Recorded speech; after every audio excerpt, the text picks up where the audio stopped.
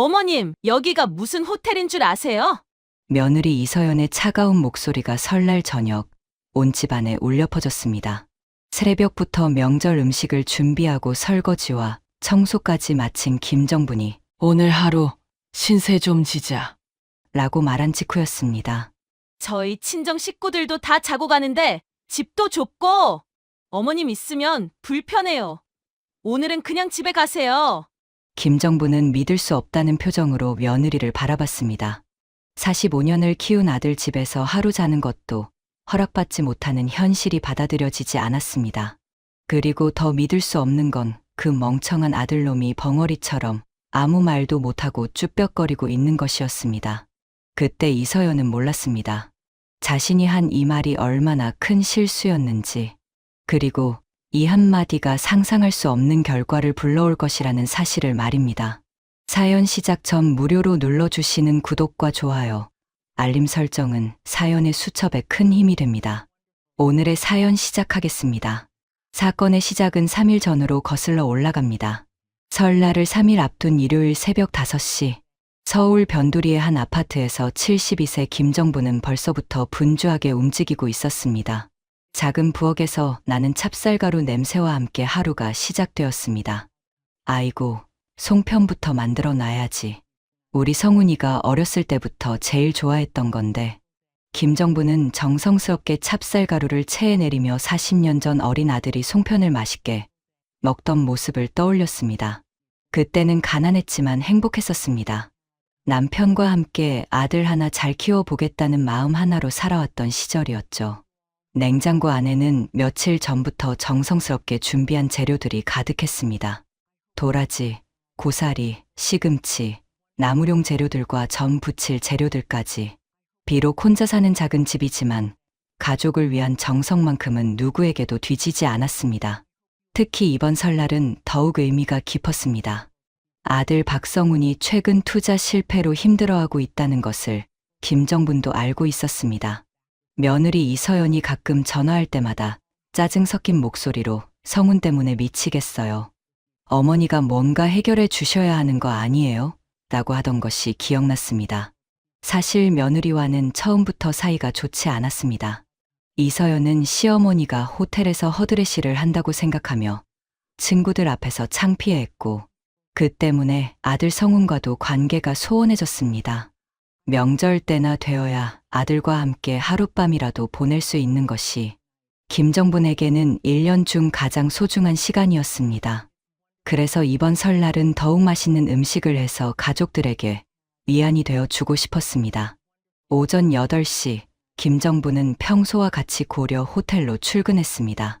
지하철 6호선을 타고 40분을 이동하는 길은 10년째 변함없는 일상이었습니다. 72세의 나이에도 객실 관리사로 일하는 것이 쉽지는 않았지만 규칙적인 생활과 경제적 독립을 위해서는 필요한 일이었습니다. 정분이 언니, 오늘도 일찍 오셨네요. 70세의 동료 오말레가 직원 휴게실에서 반갑게 인사했습니다. 김정분보다 2년 먼저 입사한 선배로 서로 비슷한 처지에서 의지하며 지내는 소중한 동료였습니다. 두 사람 모두 남편을 일찍 여의고 혼자 살아가고 있었거든요. 그럼 설날 준비 때문에 새벽부터 송편 만들었어. 늦잠 잘 시간이 어디 있나? 김정분은 웃으며 대답했습니다. 하지만 그 웃음 뒤에는 깊은 피로가 숨어 있었습니다. 나이가 들수록 체력적으로 버거워지는 것을 느끼고 있었거든요. 참 대단해. 나 같으면 택배 음식 시켜서 대충 할 텐데. 오말레가 감탄하며 말했습니다. 하지만 김정분에게는 그럴 수 없는 이유가 있었습니다. 평생 성실하게 살아온 습관도 있었지만 무엇보다 아들에 대한 사랑이 그 바탕에 있었습니다. 두 사람은 각자 맡은 구역으로 향했습니다. 김정부는 고려 호텔 15층부터 20층까지의 객실을 담당하고 있었습니다. 객실 관리사의 일은 단순히 청소만 하는 것이 아니었습니다. 투숙객이 체크아웃한 후 방의 상태를 점검하고 어떤 부분이 보수가 필요한지 체크하고 다음 손님을 위해 완벽한 상태로 만드는 것이 주된 업무였습니다. 김정부는 이 일에서 나름의 보람을 느꼈습니다. 30년 넘게 다양한 일을 해왔지만 이렇게 직접 사람들의 편의를 도울 수 있는 일이라는 생각이 들었거든요. 특히 외국 손님들이 깨끗하고 쾌적한 방을 보고 만족해하는 모습을 볼 때면 뿌듯함을 느꼈습니다. 점심시간이 되자 김정부는 오말레와 함께 직원 식당으로 향했습니다. 직원 식당의 메뉴는 항상 같았지만 두 사람에게는 하루 중 가장 소중한 시간이었습니다. 서로의 안부를 묻고 걱정을 나누는 시간이었거든요. 언니, 요즘 좀 피곤해 보여. 괜찮아? 오말레가 걱정스럽게 물었습니다. 최근 김정분의 얼굴색이 예전 같지 않다는 것을 눈치챈 것입니다. 나이가 나이인데 뭐. 그런데 지난주에 병원 갔더니 의사 선생님이 신장 수치가 조금 높다고 하더라고. 재검사해 보자고 하던데. 김정분이 담담하게 말했습니다.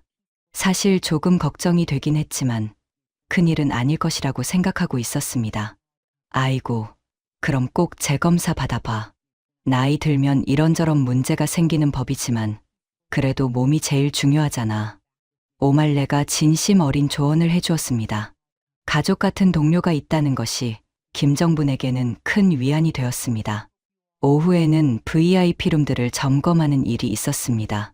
고려 호텔의 VIP룸은 특히 까다로운 점검을 거쳐야 했습니다. 김정부는 10년 동안 이 일을 하면서 어떤 부분을 특히 신경 써야 하는지 잘 알고 있었습니다. 객실을 점검하며 김정부는 문득 예전 일들을 떠올렸습니다. 젊었을 때는 정말 다양한 일을 했었습니다. 남편과 함께 작은 식당을 운영하기도 했고, 남편이 세상을 떠난 후에는 아들을 키우기 위해 무엇이든 했었죠. 그런 경험들이 지금 이 일을 하는데도 도움이 되고 있었습니다. 특히 호텔이라는 곳은 다양한 사람들이 오가는 곳이었습니다. 김정부는 10년 동안 이곳에서 일하며 정말 많은 것들을 보고 들었습니다.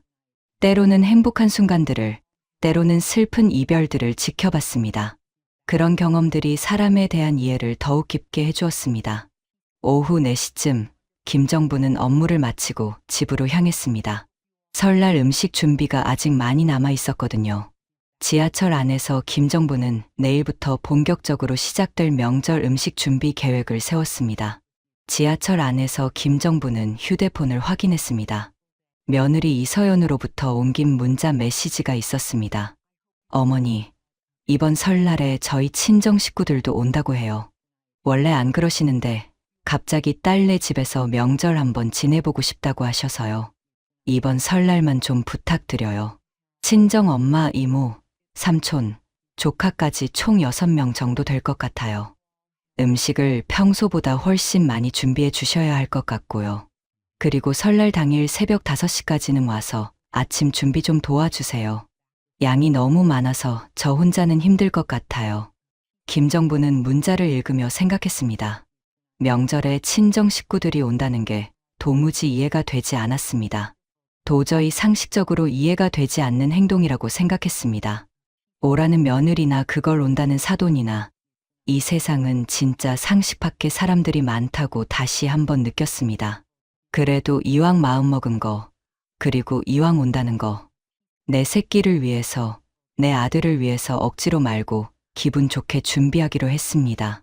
6명분의 음식을 준비하는 것은 쉽지 않은 일이었지만 가족을 위한 일이라면 얼마든지 할 수 있었습니다. 집에 도착해서 김정부는 곧바로 부엌으로 향했습니다. 오늘 만들어 둔 송편 반죽을 보니 마음이 뿌듯했습니다. 내일은 나물들을 무치고 모레는 전을 부쳐야 했습니다. 비록 혼자 하는 일이지만 가족을 생각하면 전혀 힘들지 않았습니다. 저녁을 간단히 먹고 나서 김정부는 아들에게 전화를 걸었습니다. 성훈아, 나야. 설날 음식 준비 잘 되고 있어. 내가 좋아하는 송편도 만들고 있고. 엄마, 그렇게 힘들게 하지 마세요. 사서 해도 되는데. 박성훈의 목소리에는 미안함이 묻어 있었습니다. 무슨 소리야. 엄마가 직접 만든 게 제일 맛있지. 그런데 성훈아, 요즘 많이 힘들지. 김정부는 아들의 목소리에서 피로감을 느꼈습니다. 괜찮아요, 엄마. 걱정하지 마세요. 하지만 김정부는 아들이 괜찮지 않다는 것을 알 수 있었습니다. 45년을 키운 자식의 목소리에서 느껴지는 무언가가 있었거든요. 그래, 설날 때 보자. 맛있는 거 많이 해줄게. 전화를 끊고 나서 김정부는 깊은 한숨을 쉬었습니다. 아들이 힘들어하는 모습을 보는 것이 가장 마음 아픈 일이었습니다. 하지만 지금 당장 도와줄 수 있는 방법이 없다는 것이 더욱 안타까웠습니다. 그날 밤 김정부는 늦은 시간까지 설날 준비를 계속했습니다. 나무를 다듬고 내일 쓸 재료들을 준비하며 시간을 보냈습니다. 72세의 나이에는 분명 무리가 되는 일이었지만 가족에 대한 사랑이 그 모든 피로를 이겨낼 힘을 주었습니다. 하지만 김정부는 아직 몰랐습니다. 자신이 그토록 정성스럽게 준비한 이번 설날이 인생에서 가장 큰 시련이 될 것이라는 사실을, 그리고 그 시련 속에서 놀라운 반전이 기다리고 있다는 것을 말입니다. 설날을 이틀 앞둔 월요일, 김정부는 평소보다 일찍 고려 호텔에 도착했습니다. 오늘은 빨리 퇴근해서 본격적인 음식 준비를 시작해야 했거든요. 며느리의 문자 메시지를 생각하니 해야 할 일이 산더미 같았습니다. 언니, 오늘 일찍 오셨네요. 무슨 일 있어요? 동료 오말레가 걱정스럽게 물었습니다.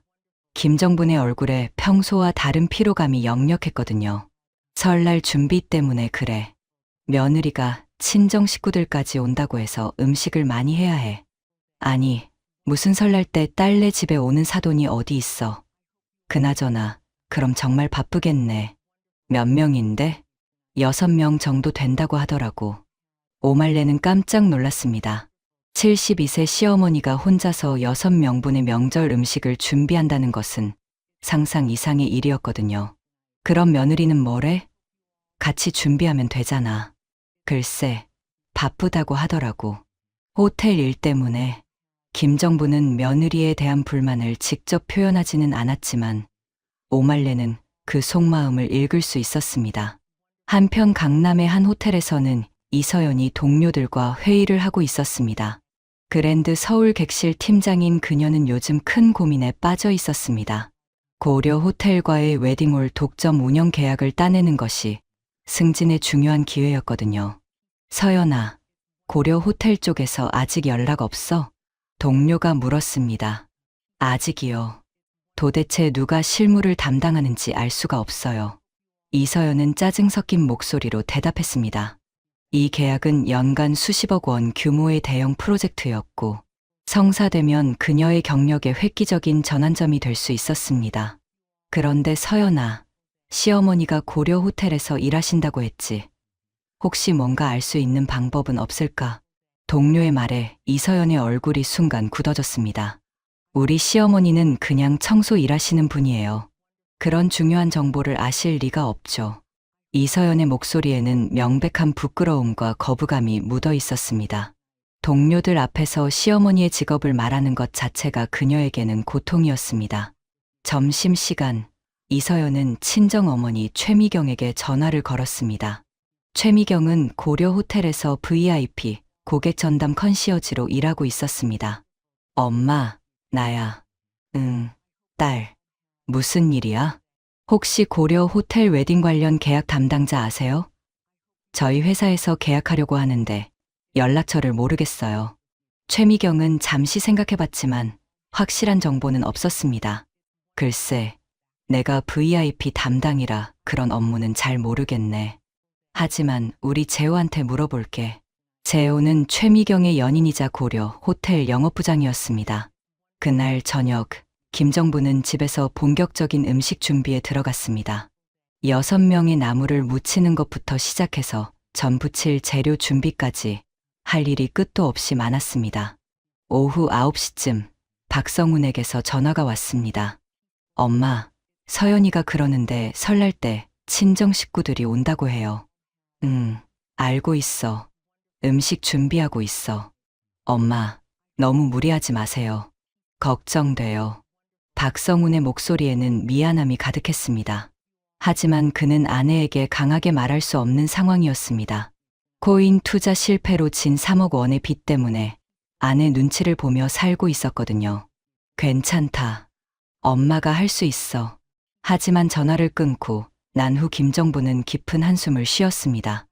아들이 자신을 걱정하는 마음은 알지만 정작 중요한 순간에는 아내 편에 서는 것이 서운했습니다. 다음 날 화요일, 이서연은 친정 어머니로부터 전화를 받았습니다. 딸, 재호한테 물어봤는데 웨딩 계약은 윤재호 실장이 담당한다고 하더라. 윤 실장이요. 어떤 분인데요? 비서실장인데 아주 까다로운 분이라고 해. 웬만해서는 만나기 어렵다고 하더라. 이서연은 희망을 품었습니다. 드디어 실마리를 찾은 것 같았거든요. 그럼 엄마가 부탁 좀 해주세요. 재호 부장님한테. 알았어, 딸. 해볼게. 한편 김정부는 고려 호텔에서 평소와 같이 객실 점검을 하고 있었습니다. 하지만 며칠 전부터 계속되는 피로감 때문에 일이 예전만큼 수월하지 않았습니다. 언니, 얼굴이 너무 안 좋아 보여. 병원 가봐야 하는 거 아니야? 오말레가 걱정스럽게 말했습니다. 괜찮아. 그냥 설날 준비 때문에 피곤한 것 같아. 하지만 김정분 자신도 몸에 이상을 느끼고 있었습니다. 소변 색깔이 평소와 달랐고 자주 부종이 생겼습니다. 지난주 병원에서 들었던 신장 수치가 높다는 말이 자꾸만 떠올랐습니다. 그날 밤, 이서연은 시어머니에게 전화를 걸었습니다. 어머니, 설날 준비 잘 되고 있어요? 그래, 잘 되고 있어. 그런데 어머니, 혹시 고려 호텔에서 윤 실장이라는 분 아세요? 윤재호 실장이요. 이서연의 목소리에는 기대감이 묻어 있었습니다. 윤 실장. 글쎄, 모르겠네. 높은 사람 같은데 그런 윗분들은 어떻게 알겠어. 나 같은 객실 관리사가. 김정부는 담담하게 대답했습니다. 하지만 속으로는 복잡한 감정이 들었습니다. 며느리가 자신을 이용해서 정보를 얻으려는 것이 뻔히 보였거든요. 아, 그냥 궁금해서 물어본 거예요. 아, 그리고 어머니, 내일 음식 준비할 때 좀 신경 써주세요. 저희 친정 엄마는 짠 거 못 드시니까 나물은 간을 좀 약하게 해주시고요. 이모는 기름진 거 안 좋아하시니까 저는 기름을 적게 써서 바삭하게 부쳐주세요.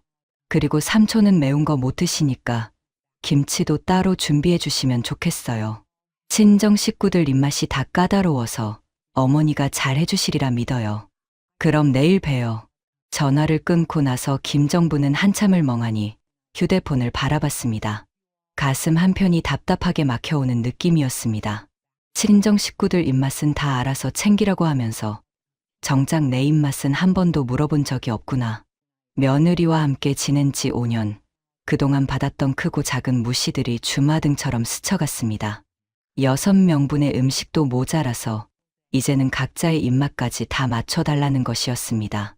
나물을 2가지로 준비하고 전도 따로 부치고 김치까지 별도로. 혼자서 해야 할 일이 또 늘어났습니다. 72세의 나이에 새벽부터 밤늦게까지 일하는 것도 버거운데 이제는 개인 맞춤 서비스까지 해달라는 것이었습니다. 그럼 나는 뭐가 되는 거지? 호텔 직원도 아니고. 하지만 김정분의 눈빛에는 단순한 서러움이 아닌 다른 무언가가 스며들고 있었습니다. 72년을 살아오면서 터득한 인생의 지혜가 있었고 무엇보다 오랫동안 참아온 것들에 대한 조용한 분노가 서서히 쌓여가고 있었습니다. 오냐, 두고 보자. 언젠가는 이 모든 것들이 정리될 날이 올 거야. 그녀는 조용히 중얼거리며 마음속 깊은 곳에서 올라오는 묵직한 감정을 눌러 담았습니다. 하지만 그 눈빛에는 가장 성공한 사람만이 가질 수 있는 특별한 깊이가 스쳐갔습니다. 마치 모든 것을 내려다보는 시선처럼 지금의 상황이 단지 긴 인생의 한 장면에 불과하다는 듯한 여유로움이었습니다. 김정부는 조금 있으면 아들을 볼 수 있다는 생각으로 다시 한번 마음을 다잡으면서도 동시에 언젠가는 진실이 드러날 것이라는 예감을 지울 수 없었습니다. 전화를 끄는 이서연도 실망하기는 마찬가지였습니다. 역시 시어머니 같은 허드렛일 하는 사람이 중요한 정보를 알 리 없다고 생각했습니다. 설날 하루 전인 수요일, 김정부는 거의 밤을 새워 음식 준비를 마쳤습니다. 송편, 각종 나물, 전, 갈비찜까지 6명이 먹기에 충분한 양이었습니다. 하지만 몸의 피로는 극에 달했습니다. 오말레가 점심시간에 걱정스럽게 말했습니다. 언니, 정말 얼굴이 많이 안 좋아. 설날 끝나면 꼭 병원 가봐. 응, 알겠어. 근데 말레야, 나 이상한 꿈을 꿨어. 무슨 꿈? 돌아가신 남편이 나타나서 하는 말이, 순아, 곧 큰일이 생길 거야. 준비해라고 하더라고. 오말레는 소름이 돋았습니다. 그런 꿈은 잊어버려. 괜히 걱정하지 마. 하지만 김정부는 왠지 모르게 불길한 예감을 떨쳐낼 수 없었습니다. 내일이면 그토록 기다렸던 설날이었습니다. 아들과 함께 보낼 소중한 시간이었습니다.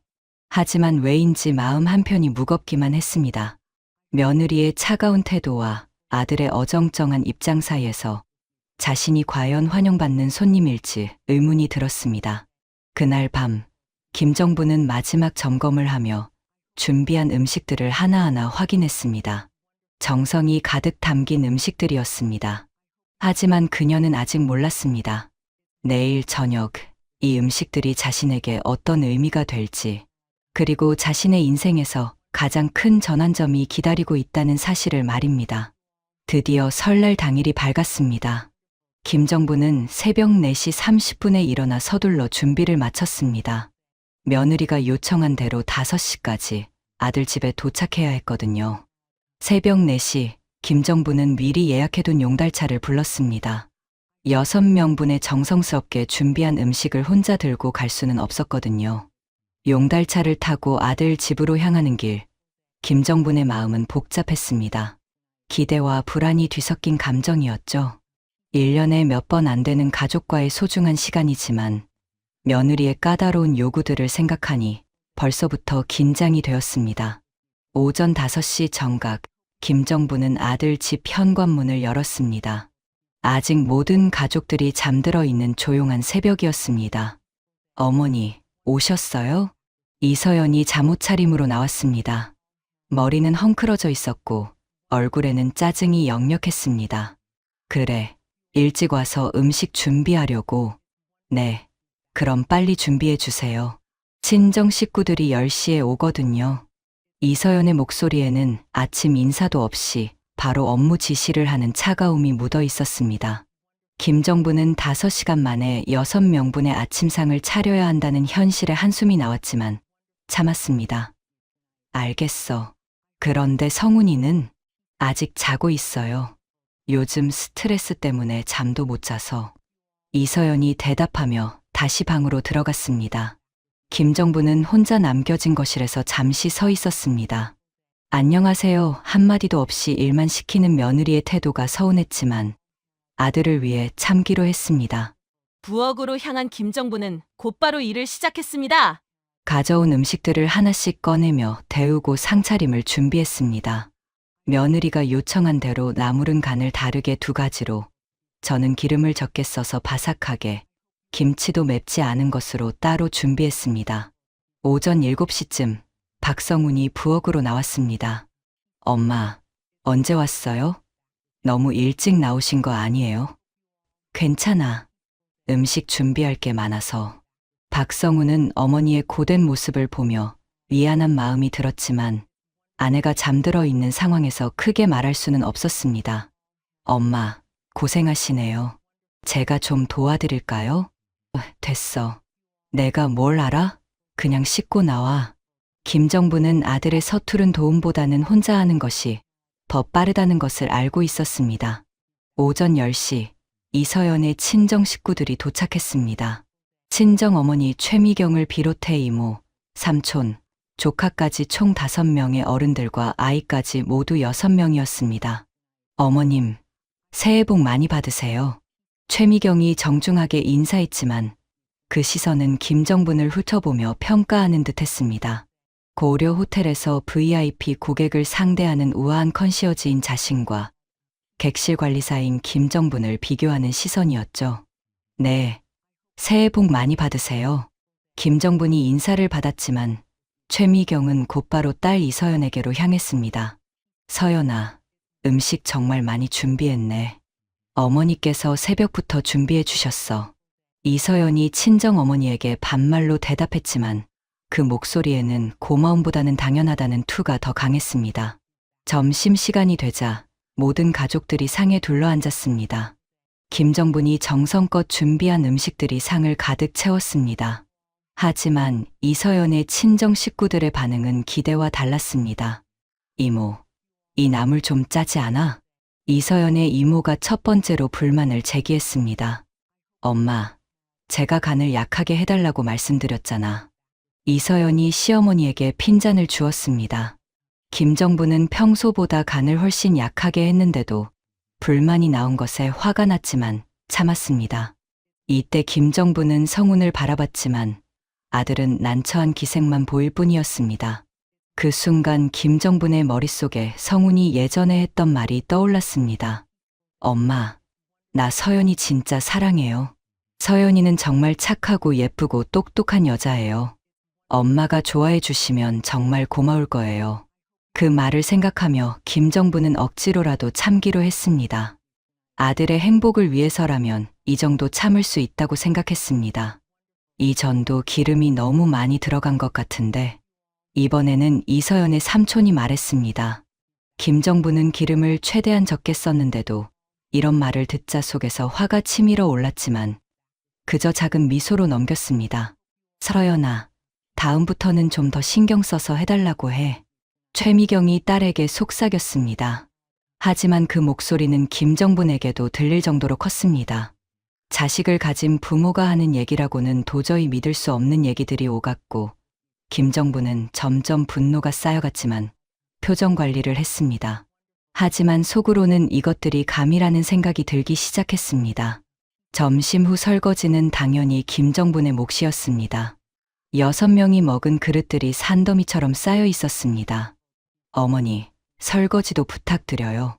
저는 친정 식구들과 이야기할 게 있어서 이서연이 말하며 거실로 가버렸습니다. 김정부는 혼자서 묵묵히 설거지를 시작했습니다. 오후에는 또 다른 시련이 기다리고 있었습니다.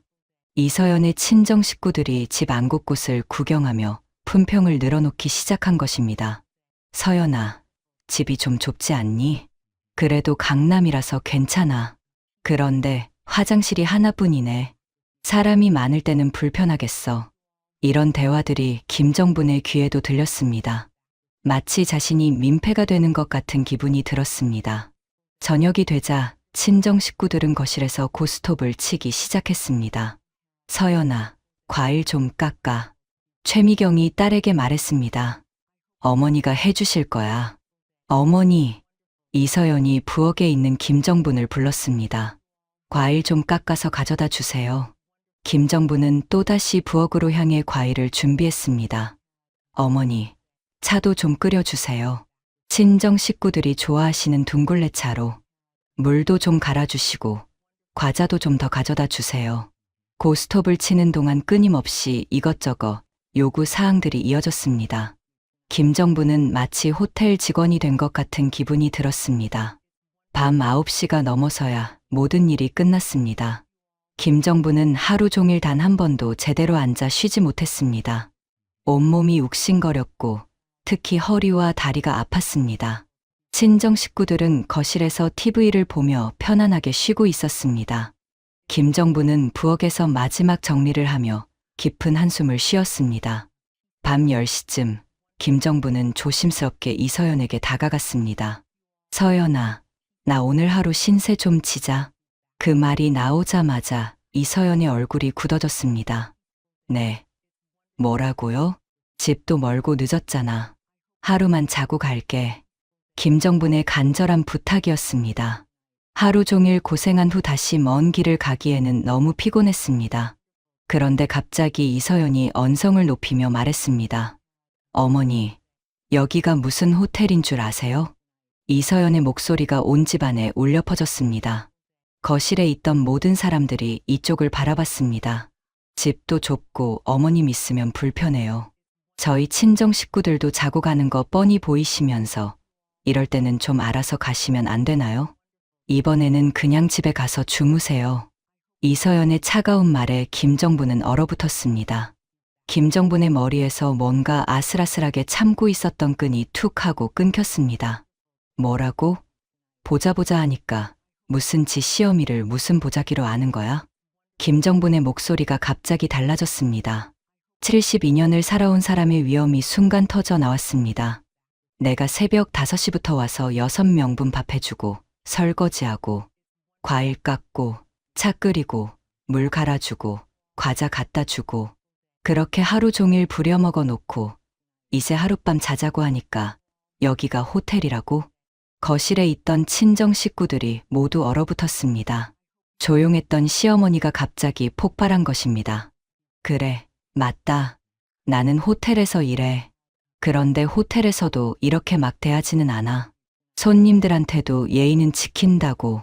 김정분의 눈빛이 번뜩였습니다. 이서연은 시어머니의 갑작스러운 반발에 당황했으나 이내 정신을 차리고 맞아쳤습니다. 어머니, 이게 도대체 무슨 짓이에요? 예의도 없고 교양도 없고 호텔 객실 청소나 하는 주제에 어디서 큰 소리예요? 교양. 너희는 그렇게 교양이 있어서 여태 그렇게 행동했어? 김정분이 더욱 목소리를 높였습니다. 하루 종일 부려먹어 놓고 잠자리도 안 내어주는 게 이게 사람이 할 짓이야. 아무리 내가 호텔에서 허드레실 한다고 해도 아무리 너희들이 잘났다고 해도 이건 아니잖아. 그럼 어머니가 뭘 잘했다고 그래요? 음식도 제대로 못 하시고 그 음식들 어차피 어머님도 같이 먹었잖아요. 박성훈도 어쩔 줄 몰라 하며 끼어들려 했습니다. 엄마, 진정하세요. 어우, 이 팔푼이 같은 놈아. 내가 제일 나쁜 놈이야. 김정분이 갑자기 아들에게 화살을 돌렸습니다. 넌 엄마가 이렇게 당하는데 왜 가만히 있었어? 부끄럽지도 않아? 너희 애미가 이런 욕과 수모를 도대체 왜 참고 있었다고 생각하니? 바로 너 때문이잖아, 이 천치야. 그 이유조차 모르고 있었으면 넌 진짜 문제 있는 거야. 박성훈은 어머니의 폭발적인 분노에 위축되어 아무 말도 할 수 없었습니다. 40년을 키워서 이런 꼴을 당하려고 키웠는 줄 알아? 내 마누라가 이 애미를 이렇게 대도 괜찮은 거야? 어머니, 그만하세요. 이 좋은 날 이게 도대체 뭐예요? 진짜 명절에 오지 마세요. 아니, 이제 우리 집에 다시 오지 마세요. 이서연이 참다 못해 소리쳤습니다. 오냐, 그래. 내가 당장 나가주마. 그리고 내 한마디만 할게. 너희들 절대 후회하지 마. 김정부는 호통칠 때와는 다르게 조용히 마지막 말을 남기고 집을 나왔습니다. 그 목소리에는 깊은 실망과 분노가 섞여 있었습니다. 그리고 아들에 대한 허망함인지 며느리에 대한 분노인지 알 수 없는 눈물을 흘렸습니다. 이서연은 그때 몰랐습니다. 자신이 방금 한 그 한마디가 얼마나 큰 실수였는지, 그리고 이것이 상상할 수 없는 결과를 불러올 것이라는 사실을 말입니다. 김정부는 마지막 말을 내뱉고 현관으로 향했습니다. 온 집안이 정적에 휩싸였습니다. 친정 식구들도, 박성훈도, 이서연도 모두 이런 상황을 예상하지 못했던 것입니다. 현관문을 박차고 나선 김정분의 얼굴에는 72년을 살아온 사람의 단단함이 서려 있었습니다. 분노와 실망, 그리고 어떤 결연함이 뒤섞인 복잡한 감정이었습니다. 밤 10시 30분, 늦은 시간이었지만 김정부는 망설이지 않고 휴대폰을 꺼냈습니다. 그리고 한 번호를 눌렀습니다. 지금 좀 힘든 상황입니다. 여기로 와주세요. 짧은 통화를 마친 후 김정부는 정처 없이 아파트 단지 주변을 걷기 시작했습니다. 차가운 겨울바람이 얼굴을 스쳤지만 오히려 마음이 차분해지는 것 같았습니다. 걸으면서 김정분의 머릿속에는 아들 박성훈의 어린 시절이 떠올랐습니다. 남편이 세상을 떠났을 때 성훈이는 겨우 12살이었습니다. 그때부터 김정분은 아버지와 어머니 역할을 동시에 해야 했습니다. 새벽부터 밤늦게까지 일하며 아들 하나 키우기 위해 얼마나 많은 눈물을 흘렸던지요. 성훈아, 엄마가 늦어서 미안해. 오늘도 혼자 라면 끓여 먹었지? 괜찮아요, 엄마. 엄마가 더 힘드실 텐데. 어린 성훈이 이해하는 척하며 웃어주던 모습이 지금도 생생했습니다. 그때는 정말 힘들었지만 아들과 함께라면 무엇이든 할 수 있다고 생각했습니다. 돌아가신 남편이 늘 하던 말이 떠올랐습니다. 정분아, 성훈이만큼은 제대로 키우자. 우리가 못 받은 교육, 우리가 못 가진 기회를 다 주자. 그 약속을 지키기 위해 김정부는 정말 많은 것을 포기했습니다. 자신의 꿈도, 재혼의 기회도, 편안한 노년도 모두 아들을 위해 양보했습니다. 하지만 그 아들이 오늘 어머니가 모욕당하는 순간에 아무 말도 하지 못했습니다. 김정분의 가슴 한편이 허전하게 무너져 내렸습니다. 특히 남편과 함께 고생하며 성훈이를 키웠던 시절이 떠올랐습니다. 남편은 건설 현장에서 일하며 온몸이 성한 곳이 없었지만 늘 아들 이야기만 나오면 눈을 반짝였습니다. 정분아, 우리 성훈이는 꼭 성공할 거야. 아버지는 못 배웠지만 성훈이는 달라야 해. 남편이 과로로 쓰러져 병원에 입원했을 때도 걱정은 오직 아들뿐이었습니다. 성훈이 대학 등록금은 어떻게 하지? 내가 이러면 안 되는데. 결국 남편은 성훈이가 고등학교 2학년 때 세상을 떠났습니다. 마지막까지도 아들 걱정뿐이었던 남편의 모습이 김정분에게는 평생 잊을 수 없는 기억이었습니다. 30분쯤 걸었을까? 검은색 벤츠 마이바흐가 조용히 아파트 단지 앞에 멈춰섰습니다. 차에서 양복을 단정히 차려입은 남자가 내려와 김정분에게 다가왔습니다. 죄송합니다. 늦었습니다. 정중한 인사와 함께 차 문이 열렸습니다. 김정분은 말없이 차에 올랐습니다. 이 장면을 우연히 목격한 아파트 주민 몇 명이 수근거렸습니다. 저 사람, 이 집 성훈이 어머니 아니야? 맞는 것 같은데 저렇게 좋은 차가 마중 나오네. 객실 관리사라고 하시던데 뭔가 특별한 분인가 봐. 저런 차가 개인 택시는 아닐 텐데. 누구지? 차 안에서 운전기사가 조심스럽게 물었습니다. 어디로 모실까요? 집으로. 아니, 잠깐 호텔 가주세요. 김정분의 목소리에는 깊은 피로가 묻어 있었습니다. 운전기사는 더 이상 묻지 않고 조용히 고려 호텔로 향했습니다. 고려 호텔에 도착한 김정분은 직원 출입구가 아닌 VIP 전용 엘리베이터를 이용했습니다. 38층으로 올라가는 동안 그녀의 마음도 차츰 정리되어 갔습니다. 최고층에 도착한 김정분은 한적한 라운지에 앉아 잠시 휴식을 취했습니다. 이곳은 평소 VIP 고객들만 사용하는 공간이었지만 늦은 시간이라 조용했습니다. 창밖으로 보이는 서울의 야경을 바라보며 김정분은 깊은 생각에 잠겼습니다.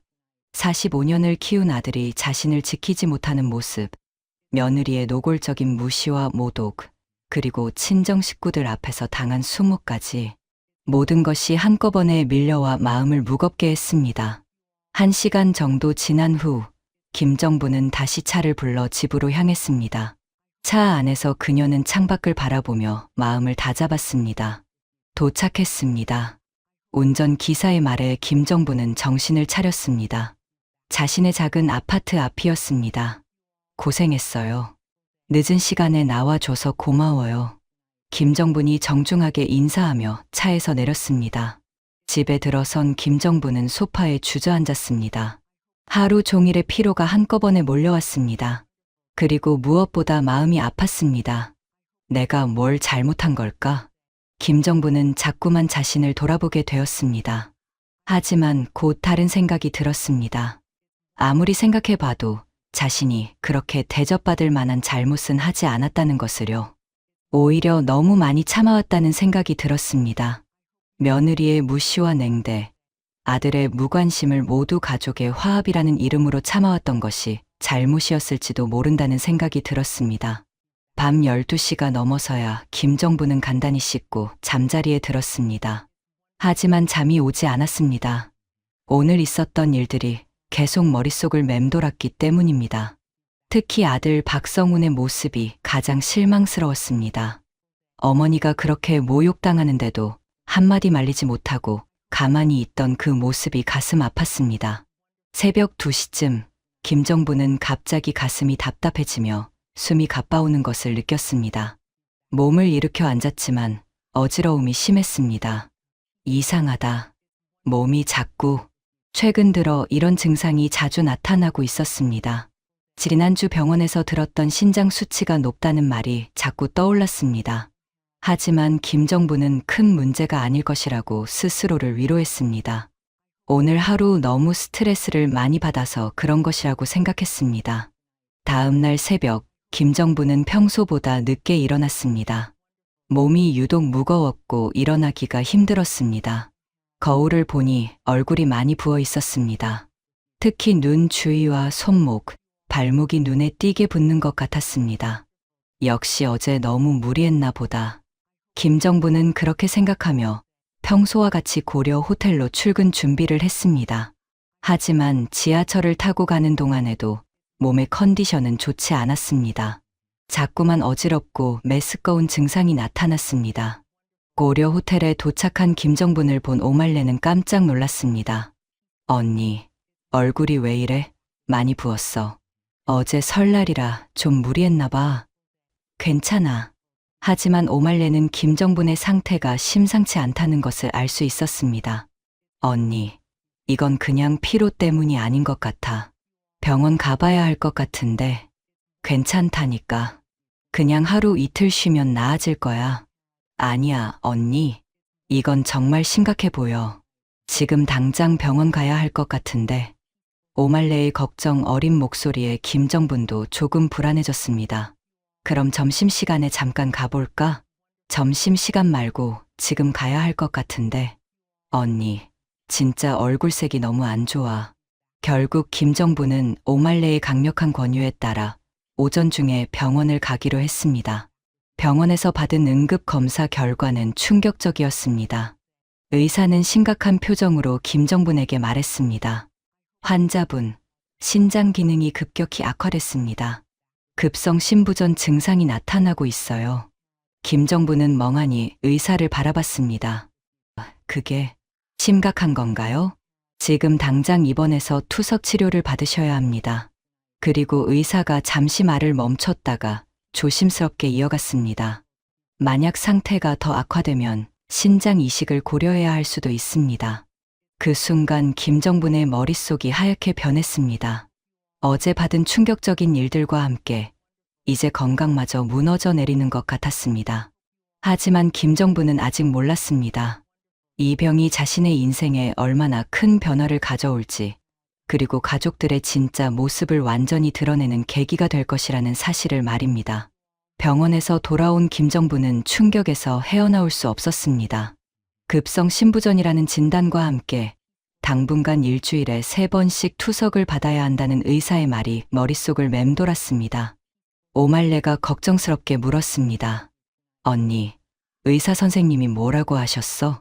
김정부는 잠시 망설이다가 대답했습니다. 투석 치료를 받아야 한대. 한동안 병원을 다녀야겠어. 오말레의 얼굴이 창백해졌습니다. 투석이라는 말의 의미를 어느 정도 알고 있었기 때문입니다. 그럼 회사는 어떻게 해? 쉬어야 하는 거 아니야?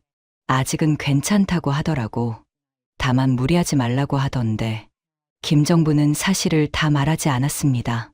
의사가 신장 이식까지 언급했다는 것은 오말레에게도 말할 수 없었습니다. 한편 강남의 그랜드 서울에서는 이서연이 초조해하고 있었습니다. 고려 호텔과의 웨딩 계약이 성사되지 않으면 자신의 승진 기회가 물거품이 될 상황이었습니다. 동료가 다가와 물었습니다. 서연아, 고려 호텔 쪽 연락 아직도 없어? 이서연이 짜증스럽게 대답했습니다. 윤 실장이라는 분한테 계속 연락하고 있는데 자꾸 미뤄지고 있어. 며칠 전 친정 어머니를 통해 알게 된 윤재호 실장에게 여러 번 연락을 시도했지만 번번이 시간을 달라는 대답만 돌아왔습니다. 이서연은 속으로 생각했습니다. 이렇게 큰 계약을 따내지 못하면 지금까지 쌓아온 경력에 큰 타격이 될 것 같았습니다. 무엇보다 최근 남편 박성훈의 투자 실패로 경제적 압박이 커진 상황에서 승진은 절실했습니다. 그날 저녁 이서연은 친정어머니 최미경에게 전화를 걸었습니다. 엄마, 고려 호텔 윤 실장 연락처 다시 한번 확인해 줄 수 있어? 최미경이 대답했습니다. 왜? 연락 안 되니? 연락은 되는데 자꾸 미팅을 미뤄. 도대체 뭘 그렇게 망설이는 건지 모르겠어. 최미경도 답답했습니다. 딸의 중요한 일인데 자신도 도움이 되지 못하고 있었거든요. 재호한테 다시 물어볼게. 혹시 다른 방법이 있는지.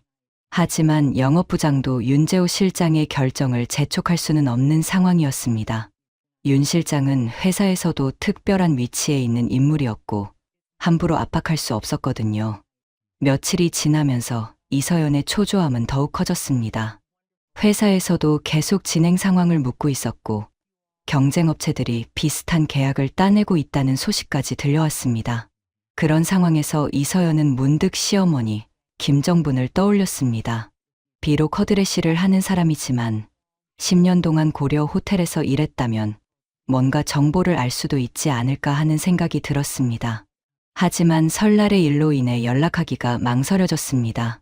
그날 밤 시어머니가 그렇게 화를 내며 나간 후로 아무런 연락이 없었거든요. 박성훈도 어머니께 먼저 사과 전화를 걸지 못하고 있는 상황이었습니다. 일주일이 지나자 이서연은 더 이상 참을 수 없었습니다. 회사에서는 계속 독촉이 들어왔고 상사는 이번 계약의 중요성을 계속 강조했습니다. 이서연은 결국 박성훈에게 말했습니다. 여보, 어머니한테 연락해봐. 혹시 고려 호텔에서 뭔가 정보를 얻을 수 있을지도 몰라. 박성훈이 난감한 표정을 지었습니다. 그런데 설날의 일로 어머니가 많이 화나셨잖아. 그래도 이건 일이야. 나 진짜 이번 건 못 따내면 정말 큰일 난단 말이야. 그리고 우리가 먼저 사과하면 되잖아. 이서연의 말에는 계산이 깔려 있었습니다. 지금 상황에서는 자존심보다 실리가 중요했거든요. 박성훈은 며칠을 고민하다가 어머니에게 전화를 걸기로 했습니다. 하지만 막상 번호를 누르려니 손이 떨렸습니다. 설날 어머니가 그렇게 화를 내신 모습이 아직도 생생했거든요. 한편 김정부는 투석 치료를 시작한 후 몸의 변화를 느끼고 있었습니다. 치료 후에는 일시적으로 컨디션이 좋아지지만 며칠 지나면 다시 피로감과 부종이 찾아왔습니다. 오말레가 계속 걱정하며 물었습니다. 언니, 정말 괜찮아? 얼굴이 자꾸 붓는 것 같은데. 괜찮다니까. 의사가 시간이 지나면 좋아진다고 하더라고. 하지만 김정분 자신도 몸의 상태가 쉽게 회복되지 않을 것 같다는 불안감을 느끼고 있었습니다. 특히 밤에 혼자 있을 때면 여러 생각이 들었습니다. 만약 정말로 신장 이식이 필요하게 되면 어떻게 해야 할지, 가족들에게 알려야 할지 고민이 깊어졌습니다. 그러던 어느 날, 박성훈에게서 전화가 걸려왔습니다. 일주일 만에 연락이었습니다. 엄마. 박성훈의 목소리는 조심스러웠습니다. 왜? 김정분의 대답도 여전히 차가웠습니다. 엄마, 그날 정말 죄송했어요. 됐어. 그런 얘기하려고 전화한 거야? 박성훈은 어머니의 냉랭한 반응에 위축되었지만 계속 말했습니다. 엄마, 혹시 고려 호텔에서 윤재호 실장이라는 분 아세요? 김정부는 잠시 말을 멈췄습니다. 윤재호는 자신의 비서실장이었습니다. 아들이 왜 그 이름을 아는지 의문이 들었습니다. 왜 그걸 묻니? 서연이가 일 때문에 그분과 연락을 취하려고 하는데 잘 안 되나 봐요. 김정부는 상황을 대충 짐작할 수 있었습니다. 며느리가 자신의 회사를 통해 고려 호텔과 계약을 맺으려 하고 있구나 하는 생각이 들었습니다. 글쎄, 그런 윗분들은 내가 어떻게 알겠니? 나 같은 객실 관리사가. 그래도 혹시. 박성훈이 더 말하려 했지만 김정분이 말을 끊었습니다. 성훈아, 엄마한테 그런 걸 부탁하려면 먼저 해야 할 일이 있는 거 아니니? 박성훈은 어머니가 무엇을 말하려는지 알 수 있었습니다. 엄마, 정말 죄송해요. 그날 제가. 됐어. 이제 그런 건 중요하지 않아. 김정분이 전화를 끊으려 하자 박성훈이 급하게 말했습니다.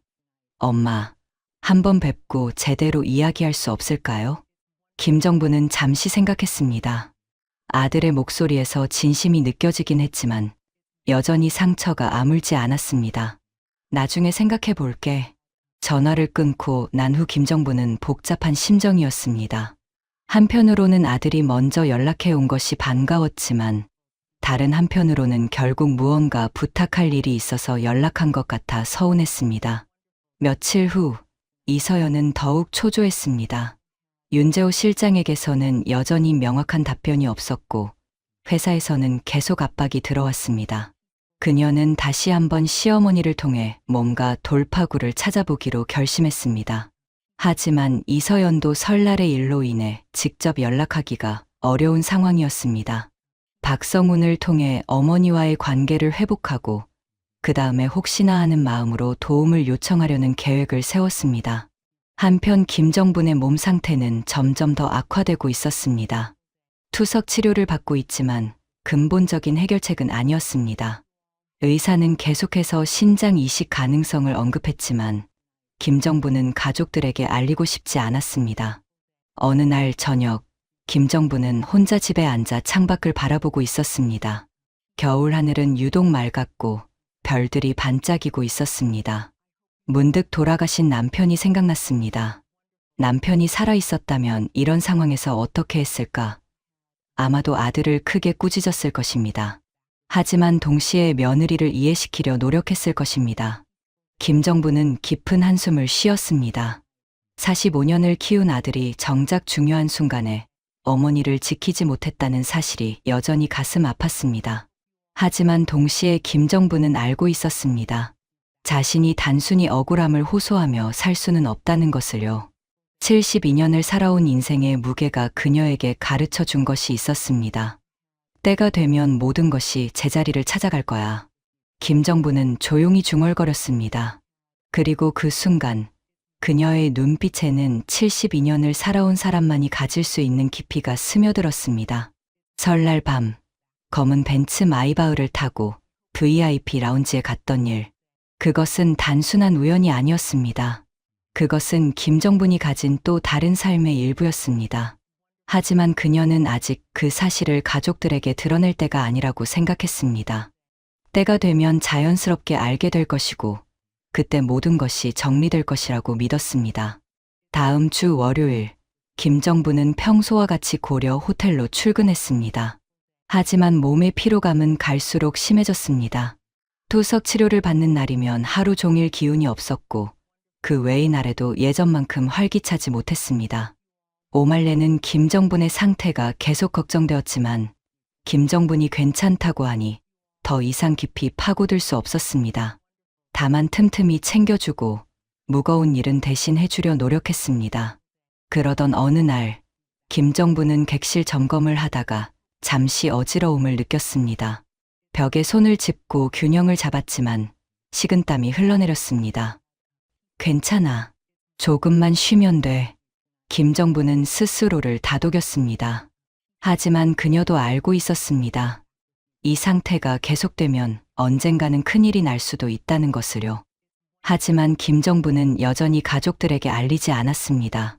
특히 설날의 일 이후로는 더욱 그랬습니다. 자신의 병을 알리면 동정이나 의무감으로 다가올 아들과 며느리의 모습을 보고 싶지 않았습니다. 진짜 마음에서 우러나오는 게 아니면 차라리 혼자가 낫지. 김정분은 그렇게 생각했습니다. 그날 밤, 김정분은 침대에 누워 천장을 바라보며 생각했습니다. 자신의 인생에서 가장 중요한 것이 무엇이었는지, 그리고 앞으로 남은 시간을 어떻게 보내야 할지를요. 45년을 키운 아들, 10년을 일한 호텔, 그리고 72년을 살아온 자신의 삶. 모든 것이 복잡하게 얽혀 있었습니다. 하지만 한 가지는 분명했습니다. 이제 더 이상 참기만 하는 삶을 살지 않겠다는 것. 그리고 진실이 드러날 때 모든 것이 제자리를 찾을 것이라는 믿음이었습니다. 창밖으로 겨울 달빛이 조용히 비쳐 들어왔습니다. 김정분은 천천히 눈을 감았습니다. 내일도 여전히 삶은 계속될 것이었습니다. 그때 박성훈과 이서연은 아직 몰랐습니다. 자신들이 그토록 소홀히 대했던 어머니가 생명을 위협하는 병을 앓고 있다는 사실을, 그리고 곧 더 큰 시련이 기다리고 있다는 사실을 말입니다. 김정분의 건강 상태는 날이 갈수록 악화되었습니다. 투석 치료를 받은 지 한 달이 지났지만 근본적인 개선은 없었습니다. 오히려 몸의 부종은 더 심해졌고 자주 어지러움과 메스꺼움을 느꼈습니다. 오말레는 김정분의 변화를 지켜보며 점점 더 걱정이 커졌습니다. 함께 일하는 동료로서, 그리고 가족 같은 친구로서 더 이상 지켜만 볼 수 없었습니다. 언니, 이번 주말에 정밀 검사 받아봐. 이 상태로는 안 돼. 오말레의 강력한 권유에 김정분은 마침내 대학병원에서 정밀 검사를 받기로 했습니다. 검사 결과는 예상보다 훨씬 심각했습니다. 신장내과 전문의는 엄숙한 표정으로 김정분에게 설명했습니다. 환자분, 급성에서 만성 신부전으로 진행되었습니다. 투석만으로는 한계가 있어요.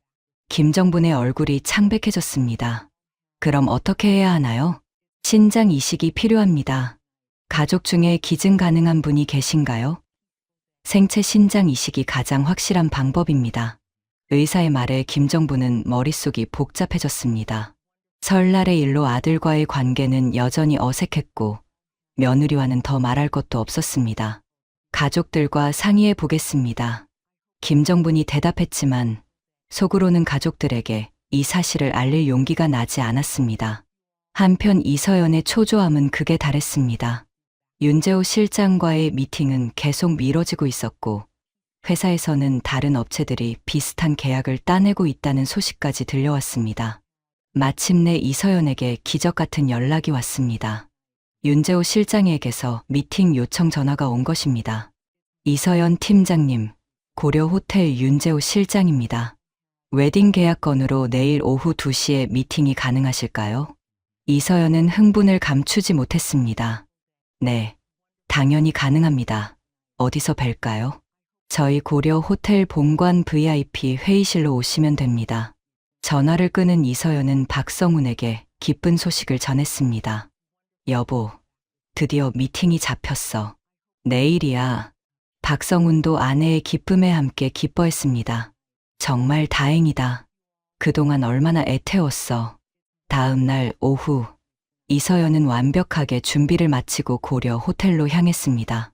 이 계약이 성사되면 자신의 경력에 큰 전환점이 될 것이었습니다. 같은 시각, 김정분은 병원에서 또 다른 검사를 받고 있었습니다. 의사는 계속해서 신장 이식의 시급성을 강조했지만 김정분은 여전히 가족들에게 알리지 못하고 있었습니다. 환자분, 정말로 더 이상 미룰 수 없습니다. 적합한 기증자를 찾으셔야 해요. 의사의 심각한 표정에 김정분은 고개를 끄덕였습니다. 하지만 마음속으로는 여전히 망설임이 있었습니다.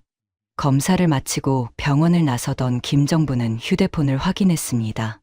박성훈에게서 몇 통의 부재중 전화가 와 있었습니다. 김정분은 한숨을 쉬며 전화를 걸었습니다. 성훈아, 나야. 전화했었니? 엄마, 네. 엄마 어디 계세요? 좀 뵐 수 있을까요? 박성훈의 목소리에는 절박함이 묻어 있었습니다. 무슨 일인데? 엄마, 그냥 죄송하다는 말씀 제대로 드리고 싶어서요. 설날에 정말 잘못했어요. 김정분은 잠시 침묵했습니다. 아들의 진심이 느껴지긴 했지만 여전히 마음 한편이 편치 않았습니다. 알았어. 시간 되면 연락할게. 전화를 끊고 나서 김정분은 깊은 생각에 잠겼습니다. 자신의 병을 아들에게 알려야 할지 아니면 계속 숨겨야 할지 고민이 깊어졌습니다. 그날 저녁 이서연은 박성훈에게 실망스러운 소식을 전했습니다. 여보, 오늘 미팅에서 별로 좋은 반응을 못 받았어. 윤 실장이 계속 검토가 필요하다고만 하더라고. 그래도 미팅은 했잖아. 아직 희망이 있는 거 아니야? 글쎄, 표정이 별로 좋지 않았어. 뭔가 마음에 안 드는 게 있는 것 같아. 이서연은 초조한 표정으로 말했습니다. 며칠 후, 김정분의 상태는 더욱 악화되었습니다. 어느 날 오전, 객실 점검을 하던 중 갑자기 극심한 어지러움이 몰려왔습니다. 김정분은 벽에 손을 짚으며 간신히 균형을 잡았습니다. 언니, 오말레가 급히 달려와 김정분을 부축했습니다. 언니, 안 돼. 이러다 큰일 나. 지금 당장 병원 가야 해. 괜찮아. 잠깐 쉬면 돼. 김정분이 힘없이 말했지만 오말레는 고개를 저었습니다. 안 괜찮아. 언니, 제발 병원 가. 나 정말 걱정돼. 오말레의 간곡한 부탁에 김정분은 결국 조퇴를 하고 병원으로 향했습니다. 응급실에서 검사를 받은 김정분에게 의사가 말했습니다. 환자분, 신장 기능이 5% 이하로 떨어졌습니다. 더 이상 투석만으로는 버틸 수 없어요. 빨리 이식을 받으셔야 합니다. 그 순간 김정분은 더 이상 숨길 수 없다는 것을 깨달았습니다. 자신의 고집으로 가족들을 불안하게 할 수는 없었습니다. 병원을 나와 김정부는 오말레에게 전화를 걸었습니다. 말레야, 나야. 언니, 병원에서 뭐래? 말레야, 미안한데 내 아들 번호 좀 알려줄래? 연락해야 할 것 같아. 오말레는 김정분의 떨리는 목소리를 듣고 심각성을 느꼈습니다. 언니, 무슨 일이야? 뭐라고 하던데? 나중에 얘기할게. 일단 아들 번호만 부탁해. 오말레는 설날 이후로 김정분이 가족들과 연락을 끊고 지냈다는 것을 알고 있었습니다. 이렇게 먼저 연락하려고 한다는 것은 상황이 정말 심각하다는 뜻이었습니다. 하지만 김정부는 결국 전화를 걸지 못했습니다. 손가락이 번호 위에서 멈춰섰습니다. 아직 아들에게 짐이 되고 싶지 않았습니다. 조금만 더 버텨보자. 아직 시간이 있어. 김정부는 스스로를 다독이며 전화기를 내려놓았습니다. 그날 밤, 박성우는 이서연과 심각한 대화를 나누고 있었습니다. 여보, 나 엄마한테 제대로 사과하고 싶어. 설날 이후로 계속 마음이 불편해. 지금 그게 중요해. 회사 일 때문에 정신없는데. 이서연의 차가운 반응에 박성우는 한숨을 쉬었습니다. 서연아, 그래도 우리 엄마잖아. 설날에 우리가 너무했어. 너무하긴 뭘 너무해. 어머니도 좀 생각이 있으셔야지. 친정 식구들 다 있는데 그렇게 소리 지르시면 어떡해. 박성우는 더 이상 말하지 않았습니다. 하지만 마음속으로는 어머니에 대한 죄책감이 점점 커지고 있었습니다. 며칠 후, 김정부는 또다시 병원을 찾았습니다. 정기 검진 날이었습니다. 의사는 더욱 심각한 표정으로 말했습니다. 환자분, 정말로 더 이상 미룰 수 없습니다. 한 달 안에 이식을 받지 못하면 생명이 위험할 수 있습니다. 김정부는 고개를 끄덕였습니다.